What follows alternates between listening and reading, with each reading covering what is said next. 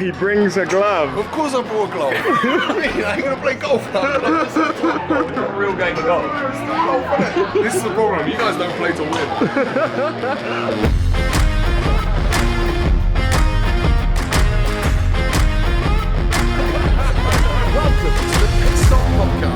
Ladies and gentlemen, welcome back to Pit Stop once again. It's another gloriously hot summer's day, and today we got another guest. Now, this guest is a special one, like all the others as well, but this is the second time this guy has come on the pod. We have a returning guest. Not only that, he is our most viewed guest ever. So, ladies and gentlemen, put your hands together for Calum Nicholas. Wow, you had a good intro to beat last time. Like you've outdone yourself. Boys. Well, I ain't chewing gum this time. The amount of comments that we got. Yeah, that's a good start. Me chewing gum in and the no video. vaping. What are we saying? No. Yeah. Oh no, we don't do none of that. No vape, no gum. Did you even realise you had gum last time? Nah, no idea. Not until all the comments come out. You learn stuff doing this. Live and learn. That's it, mate. Some people just live. Yeah, like yourself, mate. Yeah. I mean, how's this year been, buddy? Because It's been good. Yeah. You know, it's hard to sort of describe it any other way. I mean, obviously things are going well at the circuit, and I think as a team, everything's been going as we'd want it, as we'd planned it. For me, things are going great. Yeah. You know, glad to come back and find the time to sit and chat to you guys. Yeah, Oh, I'm glad we found the time. You had a busy morning. You've been doing some brake pads. Yeah, I had to do the thing that I hate most, which is working on my own car. You were actually working on it? You didn't take it somewhere to No, get I it thought fixed? about it, and then I thought, you know what, for a set of rear brake pads, that would be shameful to pay someone You put the else to whole do it. kit on to do them. Well, yeah, but it was so I went and bought the pads this morning, and then I got back to my house. I was like, yeah, I'll just do it on the driveway, and then I realised my car doesn't have a jack. Like, it doesn't come with a jack.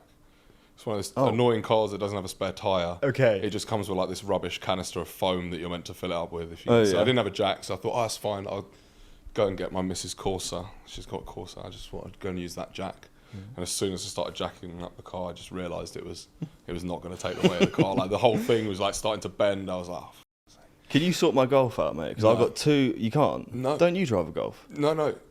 Golf's gone. Got rid of the Golf. Well, what do you drive now then? I got an RS6.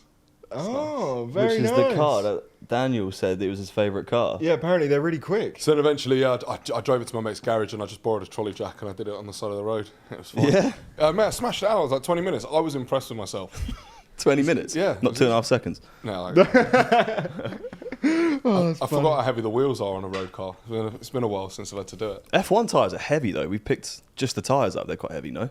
Yeah, I mean, they're heavy, but like, yeah, the like big like 20-inch alloys or whatever, they're like really heavy. Burning question I had about F1 tyres. Yeah. Where do they go? Like, once they've been used? Because you know you have the people that like scrape them down and that after it. What are they doing there? And what are the tyres used for after? When you're scraping them down, you're normally just getting rid of any excess rubber, like pickup that the car's picked up on an in-lap, so that you can measure them. So they'll always scrape them at the like measuring points, the little dimples in the tyre, Okay. where they can be measured.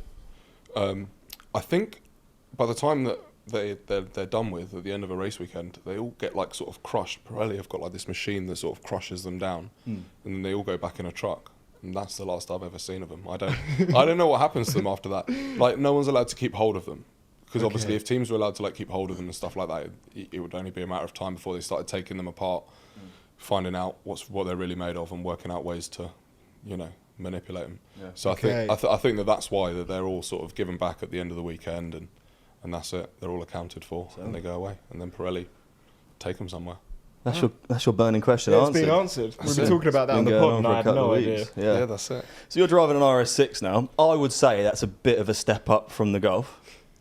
It is in terms of outright speed and comfort, perhaps, And but cost, maybe? yeah, it's definitely a backward step in terms of cost. That's what happens when you But become a it's- two-time Do you know world what? champion. Honestly, I bought it because realistically, at the most I drive it is like 2 weeks a month. Yeah. In some months, yeah. I'm only driving it for like a week, so it's fine. You know, if I was here all the time, I would not have that car. Yeah. Mate, around town, it does like 12 to the gallon. It's ridiculous. That's horrendous. Yeah, it's awful. I mean, so it leads me on to my next question. Like, you've bought a better car. Things must be going fairly well for you at Redbull. I mean, last time we spoke, you had just come off the back of like a pretty stressful 2021. Yeah, I mean, to be fair, when I bought the car, it was just because I'd moved house. Oh, you've moved house now? Well, yeah, but we'd moved. Yeah, so we'd moved house. We'd moved up to Northampton, and like, you know, the house that we bought was good value. And so I thought I'd treat myself. Yeah. You know, you don't get many opportunities No, in life mate, to just go and mate. treat yourself. So that's what I did. That's So fair what about enough. the trophy in the downstairs bathroom in the new house? Where is it? It's all there. It's in the downstairs bathroom. Still- Everything's fine. Is there a Have new you got one a now? second one? Yeah. Yeah, everything's there, all up on the walls. But yeah, so it was just it was an opportunity to treat myself. Yeah. No, fair play. I mean, so if things are going so well for you, I wanted to know, like, has your position sort of changed at Red Bull? Not in terms of what you do, but kind of, you know, when you come on our pod, your Instagram has blown up in the last year. You're definitely a face of Red Bull now. I mean, everyone knew you anyway, but even more people know you now. Clear, I'm not. No, you are. You're a celebrity. I'm an employee. Mate, when we were leaving Zandvoort last year, Yeah, oh my thousands of God. fans, mate, were Mate, asking do you know, for your photo. it's mega. It's mega that people are like so keen to interact and say hello and stuff like that. And more than anything, you know, especially people like I get loads of messages. My favourite messages are always the ones that say, "Oh, you know, I'm seeing you do what you do has inspired me to go and pursue this career. Or I want to do engineering, and you know, whenever I can offer advice, I offer advice." And when people ask me my story, actually, one of the things I say to people is to watch our last episode of this podcast, you know, because I sort of detailed where I went and how I started. Yeah. And so in terms of that sort of engagement, it's been mega. Yeah. Like it's so nice. Like I love interacting with people about the thing that I love doing.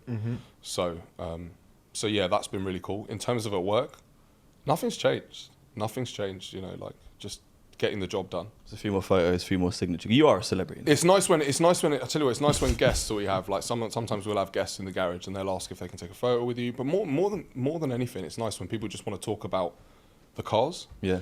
Or like, you know, like when we have guests that are like super interested, you know, like sometimes you have some big celebrity guests and some of them they're not that interested. You just have know, Mason like Mount.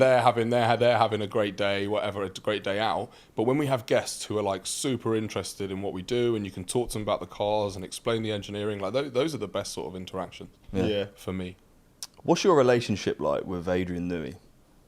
If there is one, like considering he designs the whole car and then obviously you're like a very integral part of the pit crew. How often do you guys talk? Like we talk in the garage, you know, or if you, like, you know, in terms of it, do you know what? Everyone I work with, it's very much feels like just a colleague relationship. You know, like Adrian's quite quiet anyway. He's in the garage, he's got his book out, he's working, he's focused, he's doing his own thing. But if he needs you if he needs something or if he wants to ask you something, then, you know, those are the interactions you have, you know? Yeah. It's very much sort of like that with everyone. It's sort of, you never like feel the hierarchy, if you know what I mean. Right. Like you're aware of it, you know, like, but it's never one of those things that you sort of talk differently with Adrian than I would with any of my other colleagues, you know, like it's very much just. It's a team job, isn't it? This is it. Everyone has a job, and I think that's the thing to remember. It doesn't really matter what your role is. Everyone's got to perform their role. Yeah. You know, and I think especially, you know, like I was saying, that the year we're having as well, it's been a good one. Yeah. I feel like the focus, especially like I've been noticing this year, like I feel like I'm even more conscious of making sure everything I do is perfect. You know, like this run of form, it won't continue if people, you know, lax or if people, you know, slack off because they think, oh, everything's going so well. Like if anything, I found that this year especially, it seems like everybody's redoubled their efforts. You know, everyone seems way more locked in, more focused, you know. Yep. Everything we're doing needs to be the best. You can see that within Red Bull. Of where we're at. Like that's why I feel like we're at as a unit. Yeah. Like, I feel like this is my 9th season now. In all of those years, certainly towards the end of last year and like from the off this year, it's felt like as a unit we are in our prime. Really? Yeah, like I feel like like a well-oiled machine, exactly that. Yeah. Like everything in the garage is calm, it's happy. You know, it's really enjoyable to work like this because like, and I think I said it before, it doesn't matter where you are up and down the pit lane. You know, the guys in the last garage, they're doing the same hours as us, the same travelling, the same hard work as us, and they're not getting the reward for it. You know, that's tough, man. And you know, I've been there. You know, the years that I spent at Marussia, you know, every week. Yeah, the team that we know a lot about. Oh, we got grilled for that. Yeah, of course, yeah. At the time, you must have been sat you know, there this is thinking- the thing. And you know, I've done that and I've been there, and I know what it's like when you're doing that same work. And a good day, you might finish P16, P15. You know? Yeah. And it's probably not as bad now in terms of the gap, but when it was us and Caterham down the bottom of the grid, like the gap was huge. Like if you got like a P14, you know, like Jules Bianchi's result in Monaco, he got, you know, the team's first ever points, first and only points. You know, it was a huge achievement, you know, for him to finish there. And yeah, like, so it's always important to remember that. And like, I feel like when you've got things going well for you, you have to enjoy the atmosphere of the garage, and we always make the most of it. Yeah, but you were saying out on the balcony there, I mean, you know, just because of the position you boys are in, you can't take your foot off the gas now. Because you were saying every little thing that you keep an eye on in the garage, like it's still, you have to go through that whole process and make sure everything's spot on still. Yeah. And I think that, I don't know, maybe there might have been worries at some point that, you know, you win too much and eventually someone's going to slack or someone's going to not do something right because they just, you know, they're not concentrating. But it's been the opposite. Like, honestly, it's been the absolute opposite. Like, it's sort of been an environment where, like, so, like, for example, the beginning of the year, you know, we won the first 3 races, everything was going well, but, you know, Ferrari had the quickest pit stop. So we had to work on that. It changes Because, you know, because the fastest pit stop of the season has, like, there's like a DHL banner at the circuit in the paddock. I don't know if you've seen. So when you see it from the pit lane, you can see it. And the garage with the fastest pit stop has that banner above their garage. And it used to wind me up, honestly. Like, because, you know, for a long time, we were used to that banner just automatically being over our garage. And then, you know, first few races of the year, and Ferrari have got that banner above their garage. And every time you go out there and you see it, and so like now it's back in its rightful place, you know. But that's what it's been like. That's the dynamic. You'll find the next thing, and the next thing is there's no like, oh, well, everything's going so well, let's just chill out for a bit. Honestly, there's never that. Yeah. It's always like, well, what else can we do? What else can we do? What, you know, like for me this year, for my goal this year, like I'm at the point where I want to win every single race. That's what I want from this year. Yeah. So like, and as long as this goes on, not just Max, just the team in general. The team. I want the team to win every single race this year. That is what I would like. And if I was, you know, if it was something that I did that was the cause of that first not win, like I'd be devastated. Yeah. You know, so the focus is probably even more so now. And I also feel like the longer this goes on, the bigger prize it's going to be for a team that would manage to snatch a win. Yeah, you know? Like, oh, that's very kind of you to think about that. No, like if we win like 10 races in a row, then like... Yeah, but I do. That's what I mean. Like, the prize just gets bigger and bigger, though. Yeah, if you get to the end of the season, and like, could you imagine getting to the end of the season and like, you just miss out on 1 or you just miss out on 2? Like, it'd be devastating. Yeah. So you've got to do... So in the garage, your focus has to just be do everything that you know you have to do and do it well and do it perfectly. And then you've done your bit. You know? If what happens out on the circuit, nothing you can do. Like, you know, from my perspective, from where I'm sat, what happens out on the track, there's nothing I can do, you know. Anything can happen, it's motor racing. Yeah. But in the garage and in the pit lane, I'm in control of my work, you know. And I feel like everyone probably feels the same, and the focus now seems as high as ever. 100 wins for Redbull now as well. That's an accomplishment. That's a great one. Yeah, let's have a little clap for that. I haven't been part of all 100. You've been part of a lot of them, I'm only 34, man. Give me a break. So you got 34 wins with the team, yeah? I don't know how many wins I've been there for. I joined in January 2015. I haven't done the maths. You know the railings? Have they banned you from climbing on them now? No. So the rule says you're not allowed to climb the catch fence. Okay. So obviously you got the pit wall there, and then the fence is obviously built onto the top of the wall. Now, you're not allowed to climb up that fence. You are allowed to stand on the wall. Okay. So essentially you can sort of be like along the fence, but you just can't be climbing up it without your feet on the wall or anything like that. You can't be like hoisted up above the track. So you won't see people hanging over anymore and like... No, you can hang out of the bits that are open where you'd hold the pit board. You can hang out of those bits, but... It seems a shame. It was one of my favourite things to watch. Yeah, I know. It was a nice thing to do. I used to like it. I used to like being able to see the drive across the line, especially like, you know, the really tough races. You know, like the ones where it's been a battle or whatever. Like those are the best ones to see your car across the line at the end of it. It was quite a nice thing to do. Yeah. What does an F1, like an ideal F1 season, look like to you? I don't mean in terms of winning, right? But we had Max, the owner of Gumball Rally, on last month, and then we just done Freddie Hunt, and we've been talking a lot about James Hunt, the James Hunt era, and we watched the Rush movie, watched a load of documentaries online, and that era was like so special, and it was renowned for being this kind of like rock and roll era where it was nuts, like, and you know, you had all the crazy shit going on. I mean, would you want to see, because I feel like F1's like quite straight edge now. Would you want to see it a bit more loose again, or do you like the way that it's gone? I mean, it's certainly probably more health and safety than rock and roll. Yeah. But look, I think that on the one hand, what do you really want to bring back? You know, you want people smoking in the garages while you know what I mean? Like, you can't, like, that's what it used to be like. Champagne, you know, caviar. you'd have people fueling race cars and somebody smoking nuts. some gentleman driver smoking a cigar in the corner. Like, that's, you know, let's be honest, we're not going back there. Nah. But like, I guess it depends what you mean, you know? Yeah, I don't really know what I mean, actually. Like, what would you like to see back? Yeah, smoking in the garage, like caviar, champagne, all that. No. Yeah, it's not going to happen, I is it? feel like we're past that. Do you know what? The only thing I probably missed from that era was like cigarette advertising.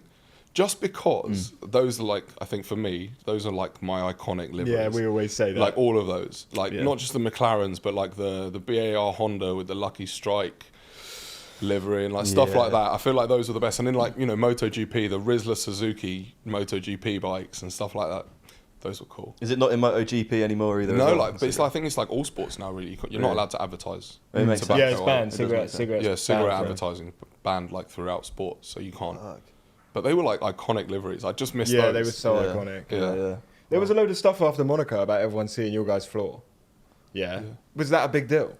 I mean, I'm sure the people that worked quite a long period of time on designing it would rather that everyone didn't get to take photos of it. But Yeah, I say because on the camera they switched to the garage and all you lot were watching the screen when it was being hoisted, and I was watching you watch it and I was thinking, what do they think about that? yeah. Like, is that... It's one of them things that it's, you know, I'm sure it's not ideal, but you got to remember, like, throughout the week as well, you've got photographers in the pit lane all the time. Like, when we try and carry things out to the garage, like, you know, when we try and carry wings or floors out to the car in the garage or taking them off and taking them around the back, you always try and keep that stuff to yourself. Yeah. You know, it's intellectual property, man. People have worked, you know, hundreds and thousands of hours to design stuff, you know. So even if it's just from a competitive point of view, also, like, respect these people's work. Yeah. Like, you know, like, but, you know, like, it got hoisted up in the air. It's what happens in Monaco. It's very intricate, though. Like, I think they compared it to, like, the underside of a Haas, which was nothing going on. Oh, really? I don't know if that was a piss take photo or not, but they showed a Haas and it was like completely dead I think flat. it was the Williams. They it were Williams? saying that it was quite intricate in comparison to the Williams. Now, I know nothing about aerodynamics. Like, honestly, like, You're like our go-to. We feel like you should know everything. it's just not my bag. Like the people who do aerodynamics and stuff, like, they're way smarter than me. They're way smarter than me. They're smarter than me. They studied harder, and those are the people that are in charge of that stuff. Like, for me, like, I look at it and go, oh, that looks racy, but I couldn't tell you how, I couldn't tell you how it works. Yeah. You know, like, my understanding of aerodynamics is sort of limited to boundary layers and, you know, vortices, and but it's not. I don't even know what they mean. Exactly. So. Like, I know what they mean, and I know to an extent what you can do with them. But it might, you know, you're talking about stuff that very skilled people have worked on. It's not really for me to say whether or not it can be. So last time you sat on the sofa, we had the spanner story, which was a phenomenon. Everyone loved it. They loved hearing that the spanner was in the car when it went round. Millimeters from failure. Yeah, people went away and watched the race, but back, and there were so many comments about it. Have you got another piece of gold for us? Has anything happened in the last year that someone's left this there or done this? It's not been like that, really. It's like I said, everything's look been like going anything's so gone well. wrong. Like, you know, it hasn't been, you know, that spanner story came out of a sort of era where it was chaos almost every weekend. You know, it was for me and the job I was doing with, you know, the engine supplier I had at the time. It wasn't an odd thing for that chaos to be going on. So that's how the spanner got dropped. You know, it's not been like that. You know, it's not been like that. It's been like you said, a well-oiled machine. Things have been calm. There's still been, you know, the long days, but it's been as we plan them. Are you waiting for something to go wrong? Because the whole world, the whole world, I'm sure you know as well, is waiting for something to go wrong with Red Bull. I don't know if they're waiting or they're wishing. I think they're wishing. But you boys don't. It's not even on your agenda. It's not even on your mindset to even think about that. Because it, like I said, I split it into the things that I'm in control of and the things that I'm not in control of. You know, as long as I take care of the things that, you know, I'm the master of all of my stuff. As long as I'm in control of that, then what more can you do? There's no point sitting around worrying about it. It's like superstition. Someone asked me the other day, actually, they asked if I was superstitious because they'd seen me. It's something I pretty much always do on the grid. Well, I do always do it. Is that as we get to like the 3-minute point and as we get ready to take the blankets off, I always give the ball a little tap on the grid, just to wish her well on her journey. I just give the engine cover just a little tap, just to let her, and it's something I've always done. I've done it for years. Yeah.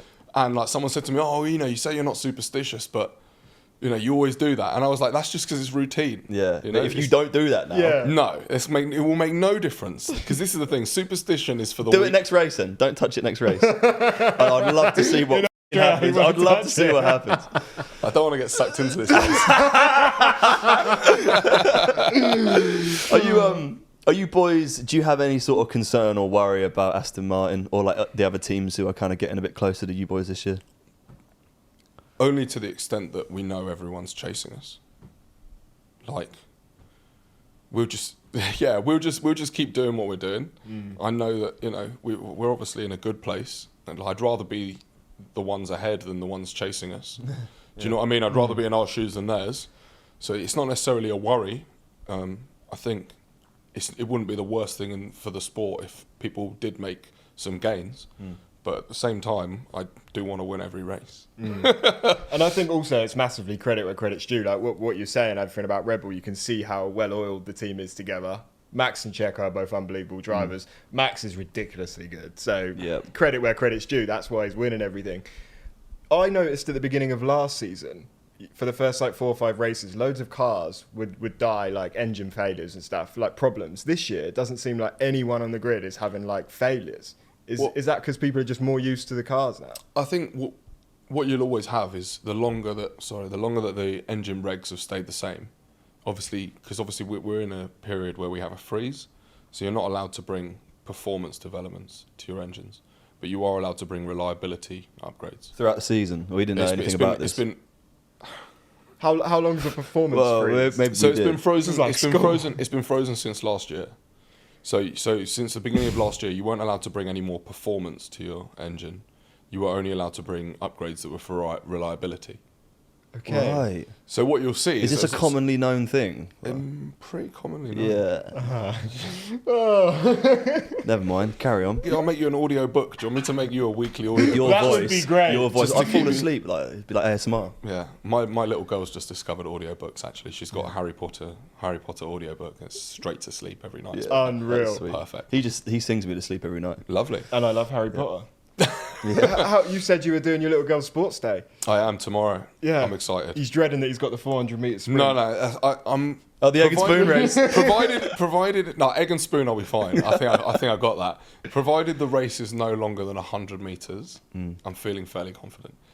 If the race is longer than 100 metres, I might call an ambulance before I start. So you've got the raw speed, but not the longevity. Yeah, longevity is not really my thing. I always think to myself, if I have to, I could sprint to the end of a pit lane. But that's as far as I'm allowed to go. See what I mean? You're not allowed to cross the line. So as long as I can always be able to pace it down the end of the pit lane, and I back myself as well over a short distance. But is that a thing that you're not, you personally aren't allowed, and the team aren't allowed to pass the? Well, yeah, obviously when the track's live. So let's say a car goes out the garage, and then there's a red flag before he gets to the end of the pit lane. Like the car will obviously have to stop, but he'll have to stop at the light at the end, and we'll have to run down there and bring it back. Oh, okay. Like you can't reverse it all the way down. No. If you win some medals and trophies at the sports day, I want to see a picture on your Instagram of you crouching down, just like the garage run. If I win, oh mate, absolutely. With the trophy pose in front of it, it's gonna be like right up there on my Instagram with like all my other trophies, so all the trophies from the year for sure. Be in the downstairs toilet on the wall. It'd probably be one of my proudest achievements. That's sick. That's really cool. Yeah, because it's her first sports day as well. Do you know what I mean? It's only gonna go downhill from here. Do you know what I mean? It's not. I'm not going to get fitter year on year, so it's better to try and win this one now. Yeah. I'm worried. Do you know what? I'm a bit worried. I'm a bit worried that I'll get there, and they'll be like, "Oh, there are no winners and losers anymore. Everybody gets a trophy." That will flare. We don't want that. We need to win. Flare me up straight away. So when you go to nursery school, pick her up. I mean, you're busy, you're traveling a lot, but when you do that, do people notice you? Do people know you are I mean, only the parents that we know. So Bella's friends, obviously, we know their parents. Yeah. For the most part, no. Do you ever get a dad do you know chewing what? It rarely your ear happens off? at home. It might. I think when you're away at a race, a lot of the people there are there for the race, so they're more likely to recognise you. Yeah. Do you know what I mean? Just because of the makeup of the population in that particular week. Yeah. At home, it doesn't really happen. I'll be honest with you. Yeah. Have you been playing much golf? I know you won a trophy at the beginning of the year. Were you playing with Redbull guys? Yeah, so it's something that Formula One always put on. So actually, it's Bahrain circuit. So every year it's wicked. Actually, Bahrain circuit, they put on a really good golf tournament for the paddock in the little gap between the test and the first race. So they put on a golf tournament, and some of the drivers play, but it's, a lot of paddock personnel play in it, and we've played in it every year since. I think we missed 1 year. I think the COVID year. Mm-hmm.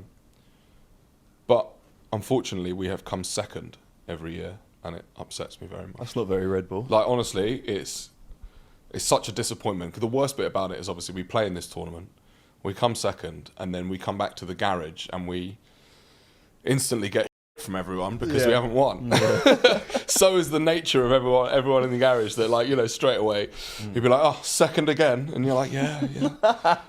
And the worst bit is we've lost to like different people each year. So it's not even like there's one team out there that's just better than us. Like, I think we lost to Alpine 1 year. I think this year we lost to Williams, maybe it was. Yeah, it's annoying. Well, I'll tell you what we'll do. We'll go and get a little bit of golf practice in. Go and do it. Let's go and swing a few bats and let's do it. Smash a few. How have you boys been getting on? Have you been practicing? Horrendous, mate. Horrendous. Well, you're going to see. We haven't really practiced. We went for one driving range session and we played golf with our friend Matt the other day. How did that go? Horrendous. So bad. Have you been out on the course yet? Yeah, we did 9 holes. Yeah, we did 9 holes, yeah. How many balls? 30. Probably.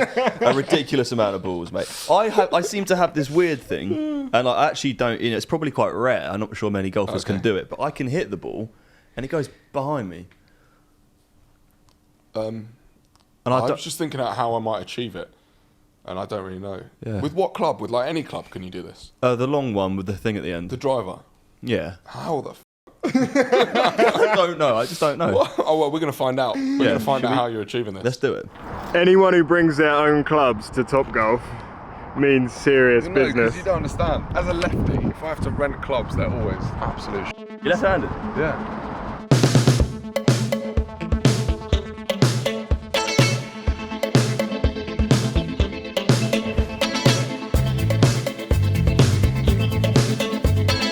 Golf shoes as well, yeah. Not even. Are you kidding me?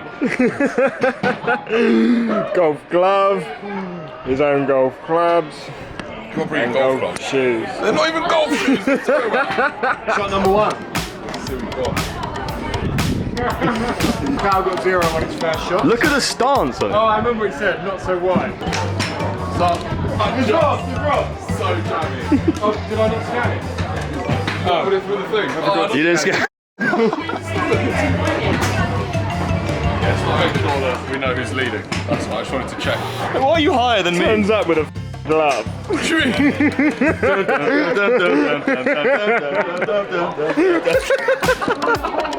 After 3 shots each, I'm actually winning. Just so you know, after 3 shots, I'm winning. This guy's acting like he can hit the back fence. Carl told us off camera that he could definitely hit it over there. Yeah, I'll get it out the court. What do you think, Tab? I think he's... that went over the fence, yeah. Didn't register anything. So that was actually all a waste of time. Wasn't really though, is it? Now we know that I can hit the fence. It's a lot of leg bend. Maybe a little bit less leg bend and a bit more hip bend. Right, a little bit. Because at the moment you're kind of like you're taking a crap outside. There's like, a little bit less leg bend, you just get it. Do you know what I mean? Alright. Bit of a nature kind of vibe, a little bit. Nature next time. Practice. It's important to always have practice. Yeah. Whoa! Oh, it's biked it. You actually did put it in the blue. He's straight in the blue. Pretty good. Yes. Not bad for someone who's been playing for 5 years, though. Considering you've been playing for 5. Constantly winning is boring, isn't it? Constantly winning, you know? Yeah. Imagine tuning into TV every week and just seeing the same bloke win every day. In the yellow, please. You're the luckiest person I've ever seen. I hate golf. I hate this. You want to straighten that bum up a little bit. And bring the hips round a little bit, because otherwise it's just going to go straight in the field. Do you know what I mean? In the field. Yeah. Thank you. No worries. No, your insight is invaluable. He's bending his knees too. Oh yeah, you can see the So bend. now I've taught him. See, every time, it works every time. No, it's not my condition, there's noise, people talking. It's not how I play golf.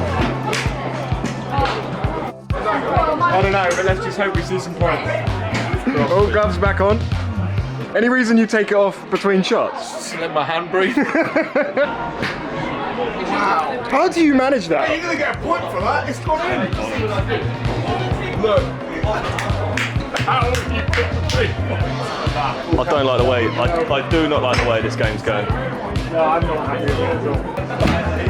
Yeah, I don't think you're in that. That's Alonso behind.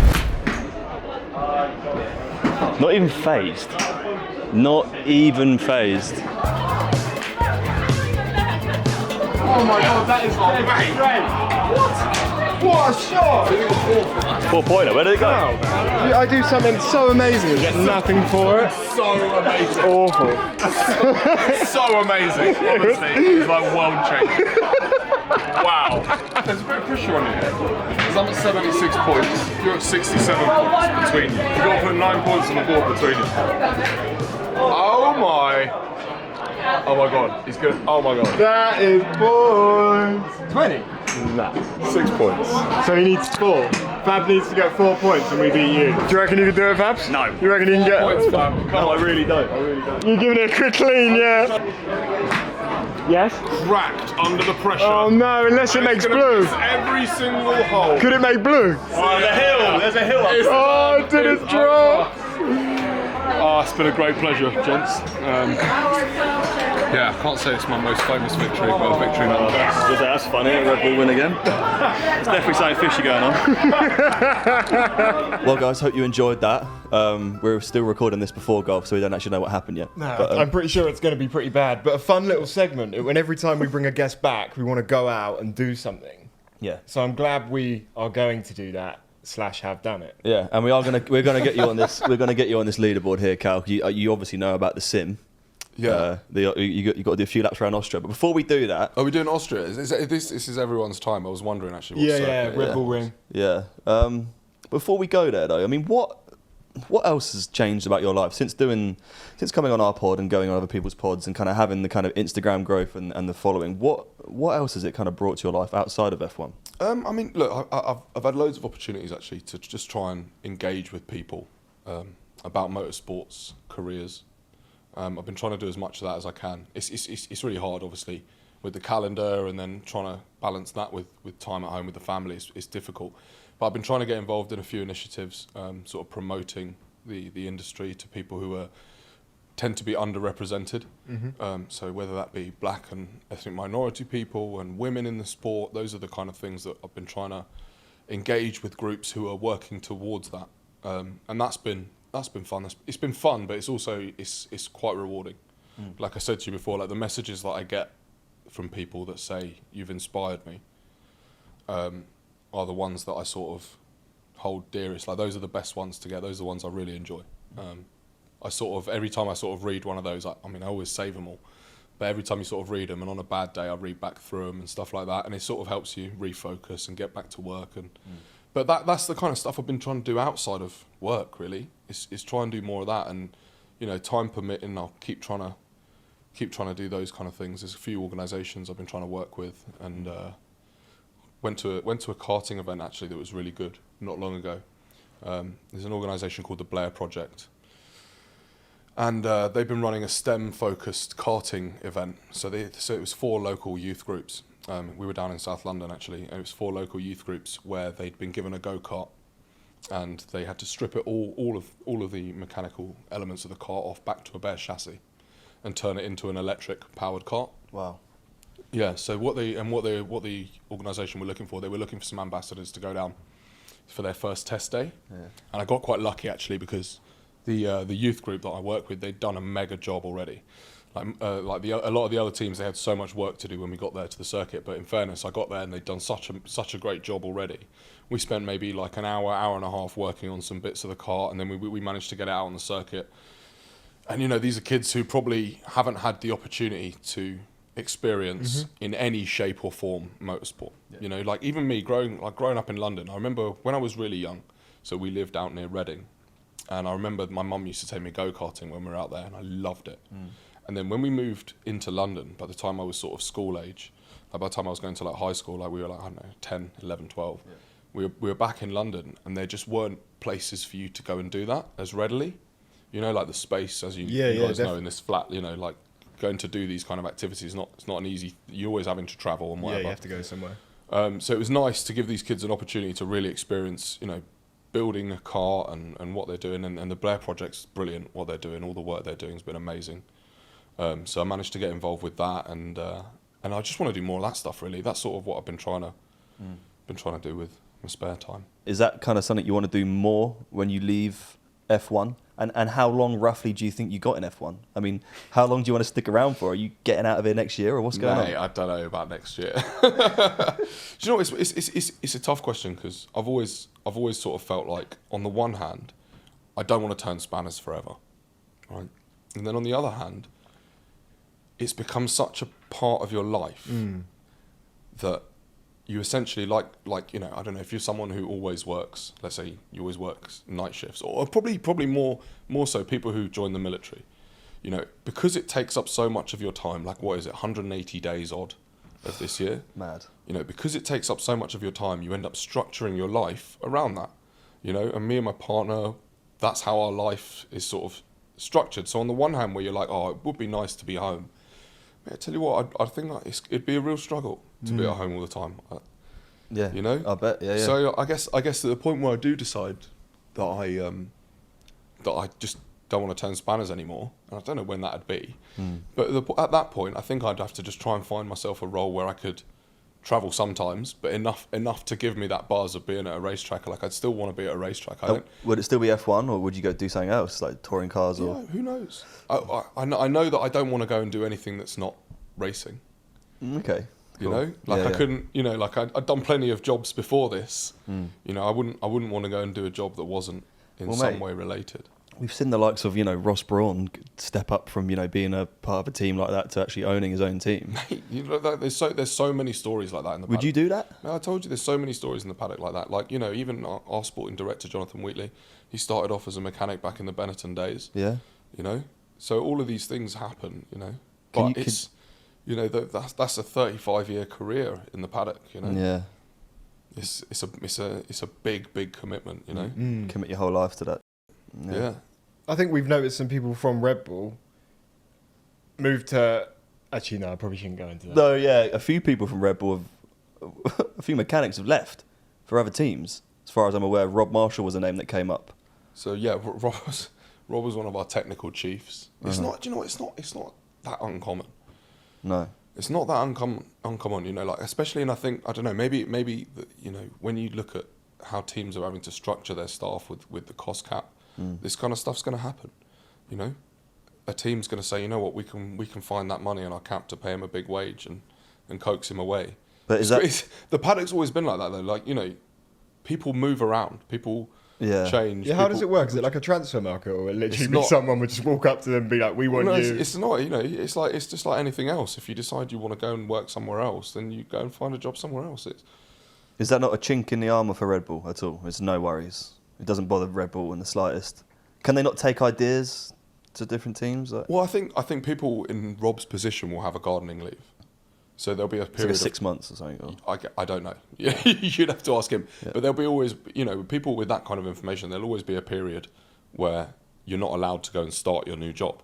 And that's fairly common.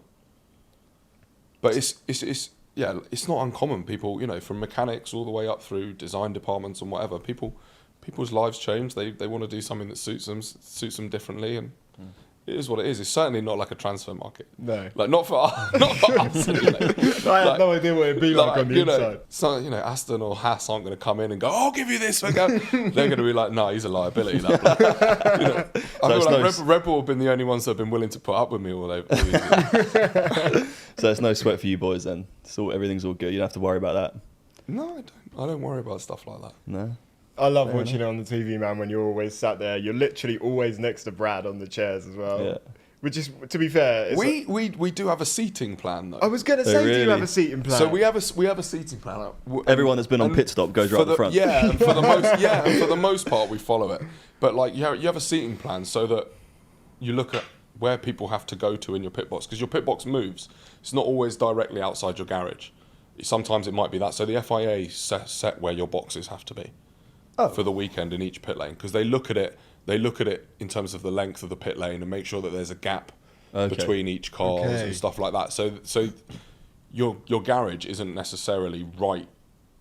The pit box isn't necessarily right outside there. So if your pit box is that way or that way, you arrange a seating plan so that people who need to go to the furthest bits of it can get there first without other people in their way. Got it. It's just planning. Common sense. I like that. I assume you have a lot of time. There's the little things. It's like being back at school. You just have to be told you've got a name on your seat. Monaco must be a nightmare for you boys then. I've said it before. Yeah, you have said it before.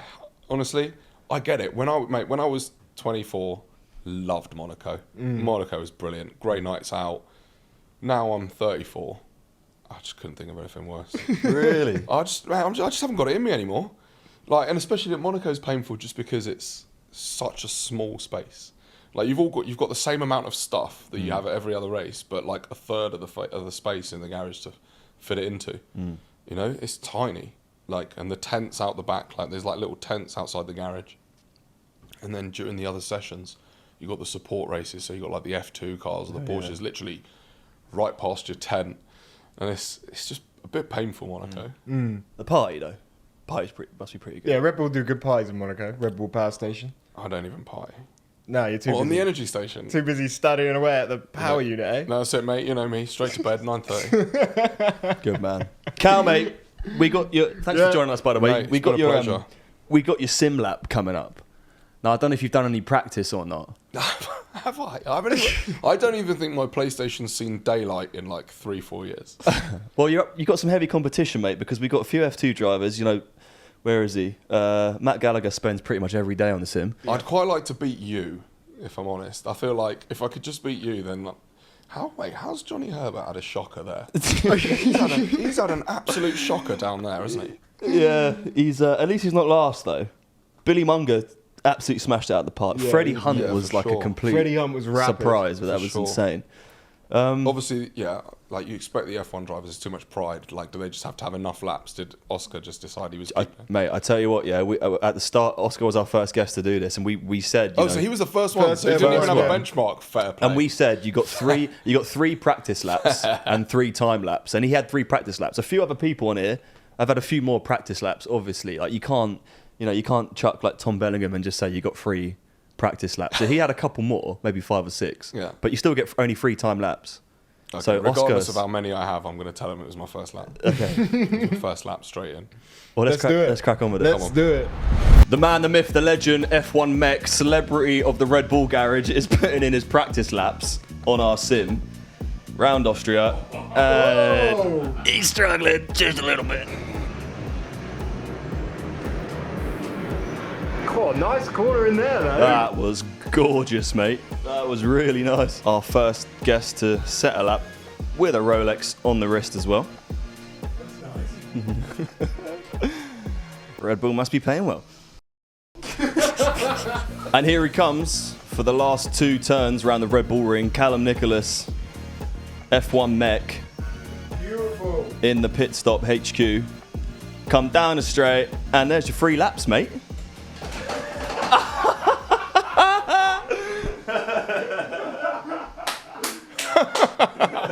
I feel like it's going to be an absolute shocker. Cal, mate, how do you think you got on with your lap there? I don't know, man. I feel like I put in 1 decent lap, but I still don't think it was that quick. Whereabouts roughly do you think you come? I'd like to beat Jake. I'd like to beat Jake, but let's be honest. I've got to be honest, I haven't got a great deal of faith. All right, Cal. You done the fastest lap, yeah? Bear in mind, you haven't got a sim at home, have you? Mate, I don't even have a PlayStation that's connected to a TV. Well, you done all right. You done all right, to be fair, mate. You done a 1:07. So you have beaten me. I've beaten Jake. That's it. Come on. I can beat Johnny. If I've beaten Johnny Herbert as well, that'd be amazing. This is where it gets weird. This is where it gets really weird because you are 1,000th of a second slower than me. Mate, you done it in a 1:07.784. Hell. No way. Nah, I want to recount. That is so close. I beat Jake. I'm happy with it. I mean, let's be honest. You boys probably do that 4 or 5 hours a day. Nah. That one where you me up with the screen recording. Yeah. That was the one. That was the one. That was the one. I was on the second to last corner, and then I just didn't know what gear I needed to come down Mate, to. it's all a myth. It's all a myth. It's a myth. Didn't No exist. one knows. Yeah, haven't you made it up? Knows. Mate, there you have it. How'd you feel? Gutted. I think that's a pretty good time, but I'm going to say that because I'm last. Yeah, I mean that's a shocker, really, isn't it? No, mate. I mean, I've beaten Johnny Herbert. You can't. You have beaten Johnny Herbert. You can't be too sad about it because everyone above you is either a racing driver or ex-racing driver or. Yeah, I mean Mikey's beaten me already, so I've lost to Aston Martin, which is a shocker. That is bad. Yeah. Yeah, absolutely wounded. I'm not sure Red Bull are going to want to put this pod out. To Basically, all that's gonna happen now is that I'm gonna end up buying a sim and then coming back in a year's time and absolutely destroying the board because I've spent all of my spare time. Mate. My kid doesn't know me anymore. You know what I mean? My kid doesnn't know me anymore. My missus left me. Do you know what I mean? Because all I do is sit in a room Sit in and your mum's play basement. PlayStation. That's what's gonna happen now. Oh, mate. Well, mate, Cal, thanks for joining us. Mate, it's been a pleasure.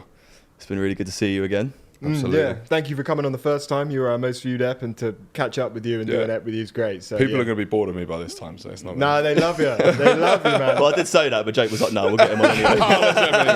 Yeah, best of luck to you and to Red Bull for the rest of the season. It looks like it's going to be a great one. Hopefully, break some more records. Yeah. And we'll see you soon, man. Thank you Nice. very much. Take care, boys. Cheers. Quality. Cheers, mate.